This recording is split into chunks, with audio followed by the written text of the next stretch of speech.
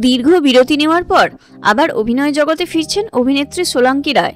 বিস্তারিত জানতে ভিডিওটি পুরোটা দেখুন। আর আমাদের চ্যানেলে নতুন হলে চ্যানেলটি সাবস্ক্রাইব করে পাশে থাকা বেল আইকনটি প্রেস করে দিন।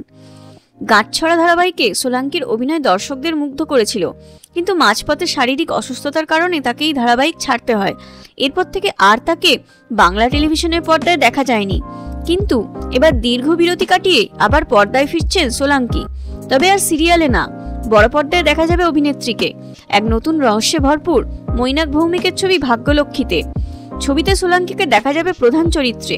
ইতিমধ্যেই ছবির ট্রেলার মুক্তিও পেয়েছে এবং দর্শকদের মধ্যে ছবিটি নিয়ে উত্তেজনাও তৈরি হয়েছে। ছবিতে সোলাঙ্কির বিপরীতে অভিনয় করছেন ঋত্বিক চক্রবর্তী। রহস্য এবং নাটকে ভরপুর এই ছবি দর্শকদের এক নতুন অভিজ্ঞতা দেবে বলেই মনে করা হচ্ছে। সোলাঙ্কির অভিনয় আপনাদের কেমন লাগে কমেন্ট করে জানাবেন। আর ভিডিওটি ভালো লাগলে একটি লাইক অবশ্যই করবেন। ধন্যবাদ।